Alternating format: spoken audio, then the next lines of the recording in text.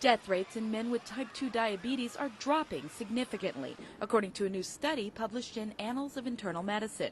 But the news isn't as good for women, according to study author Dr. Edward Gregg of the Centers for Disease Control and Prevention. It is important to understand that death rates did not actually increase in women.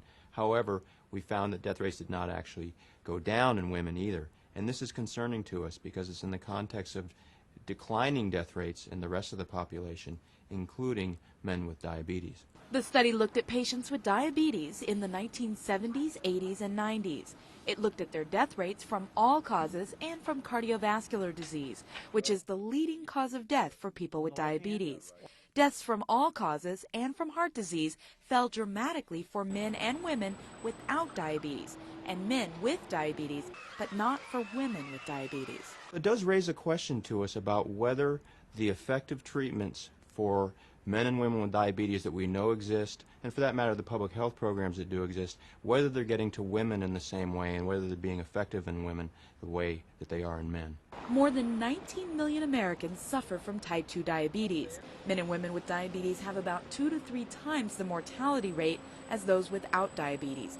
They also have 2 to 4 times the risk of heart disease.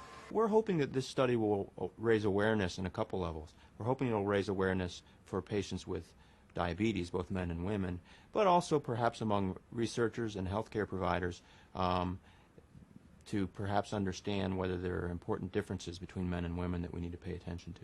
Preventing premature death from diabetes may require major lifestyle changes: healthier eating, exercise, controlling high blood pressure, and reducing cholesterol levels. The most important message to women with diabetes is that we do know of a lot of effective treatments out there, and this study might tell us that they're just not being used as much and as efficiently as they could.